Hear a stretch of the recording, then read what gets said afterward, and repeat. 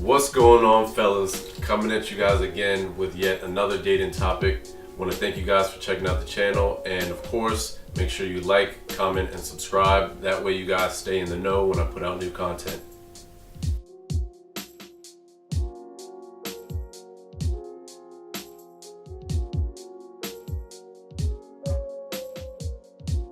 Alright guys, so for today's dating topic, we're going to be talking about why being a people pleaser is something that you definitely want to avoid as far as dating.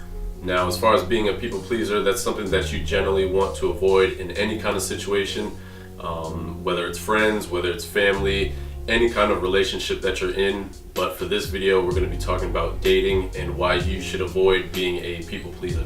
So for this video, I'm going to start off with a little story and share something that I experienced several years ago when I was 17 years old.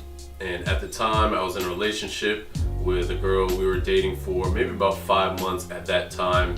And to give you guys a little bit of a context on that relationship, even though we were 5 months in and it was a newer relationship at the time, I could kind of sense that things were going downhill, and I didn't really like where things stood as far as that relationship. Looking back at it at the time, I felt like my feelings for this girl were a lot stronger than her feelings for me when it came to things like setting up dates or texting each other or talking on the phone. I was primarily the one to initiate those kinds of things, and there wasn't really much effort on her end to spend time with each other or to text or to talk on the phone. And so at the time, I was very much in a mindset where my actions were motivated by two different kinds of motives. I was either doing things to gain her affection, gain her approval, gain her acceptance, or I was doing things to avoid her rejection and avoid her disapproval. Now, obviously, when you're in a relationship, that isn't an ideal situation to put yourself in. You don't want to always be having to think about, are the things that I'm doing, is this person going to like them, or always having to worry about if you're on eggshells, or are the things that I'm doing going to piss this person off or get them upset with me. That's generally never a place that you want to be when you're seeing someone, when you're dating someone, or when you're in a relationship with them. So it's the day after Christmas, and we decided to get together and to do some Christmas shopping with the money that each of us had gotten from our families for Christmas. So we agreed to meet up that day, and again, as I mentioned, I'm 17 years old. I don't have a car at that time. This is in New York City, so I'm planning to do the most affordable thing and take the train. Like I said, I'm 17 years old. I'm cheap. I figure if I'm gonna do some post-Christmas shopping and blow $40, $50 on some overpriced sweater, at least I can be kind of economic and budget as far as my travel funds. So I decide that I'm going to take the train to my girlfriend's house. Now, my mom, having the insight at the time that she did, said to me, hey, it's the day after Christmas. There may be people out there who are looking to prey on others and take their belongings or their valuables, their money, on the train. Why don't you take a cab? So that's what I decided to do. So I decided to take a cab there, kind of forgetting and not really realizing that the cab was going to get me to her house a lot faster than if I took the train. Now, let's say we planned to meet up at about 2 o'clock or so. The cab probably would have gotten me there in 10-15 minutes, whereas if I took the train, it would have taken probably about 30 minutes. So I ended up leaving 30 minutes beforehand, but I took a cab. So as I'm in the cab, I start to realize, hey, I'm probably going to get there early. So I call her and I give her a heads up, hey, I'm probably going to get there, 10-15 minutes early. I'm thinking, you know what, her parents like me, they think I'm a good guy, it's totally cool, I can just hang out in the living room, spend time with them, ask them how their Christmas went, things like that. I'm thinking, hey, it's no big deal if I get there a little early. Now, within a couple of minutes of getting into the cab, it starts raining. And when I say raining, I mean it starts raining hard.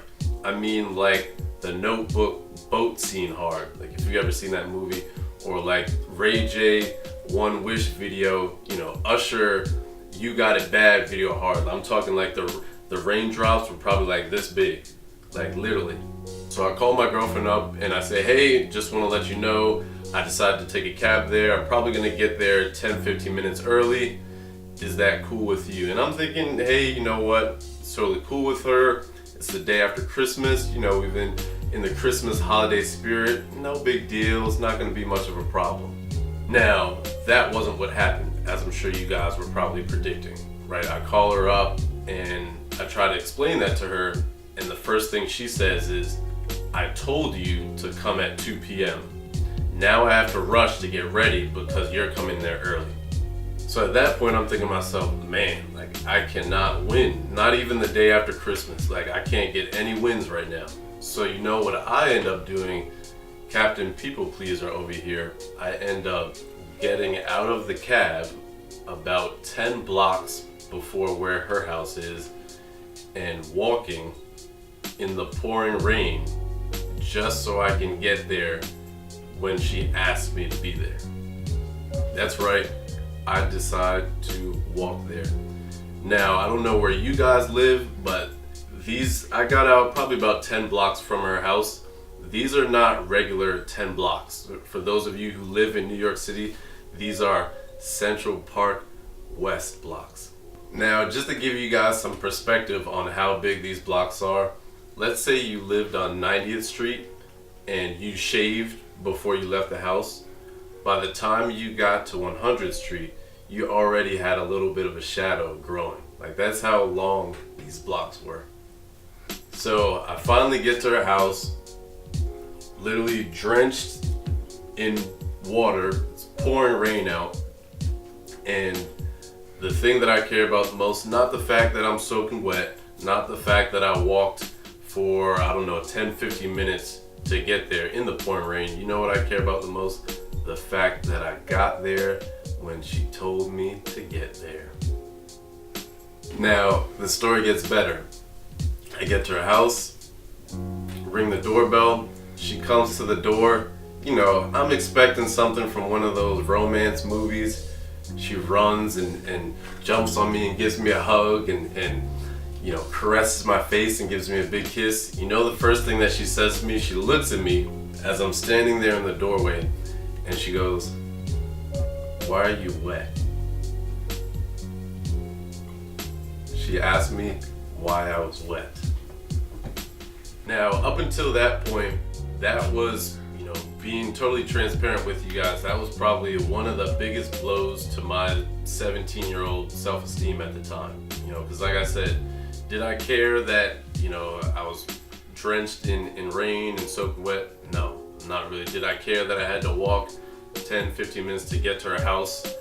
No, that wasn't really what I cared about. What I cared about after she said that was the fact that what I did wasn't acknowledged, right? It wasn't appreciated by her. I saw this as me sacrificing and going out of my way to make her happy and for her to not be upset, and it totally blew up in my face.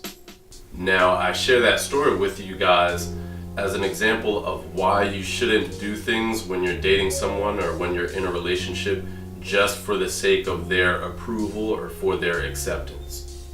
Now, let's talk about why you shouldn't. And there's a couple of reasons.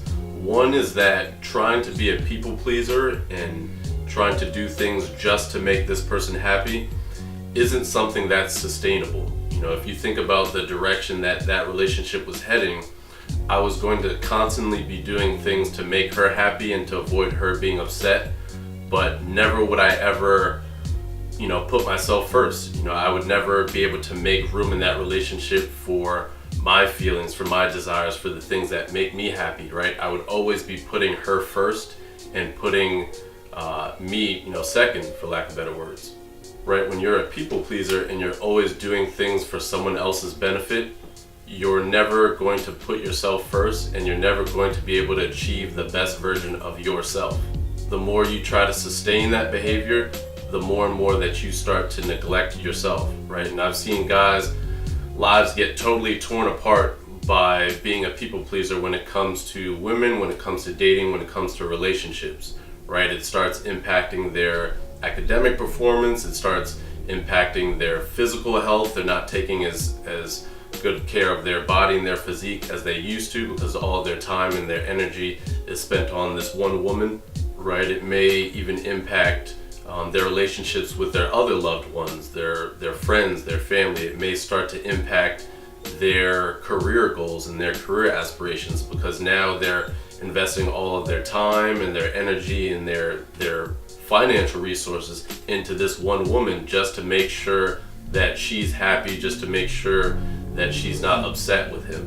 Now, the second reason why you don't want to be a people pleaser and why you want to avoid that kind of behavior is because at the end of the day, your expectation of this person's approval or your expectation of the treatment that they're going to give you is always going to be higher than what actually happens, right? Like the example that I gave you guys, I got out of the cab and I walked 10 blocks, 10, 15 minutes in the pouring rain. Once I got there, I'm expecting this grand celebration of my actions, and that she's going to appreciate this, and that she's going to look at what I did with the same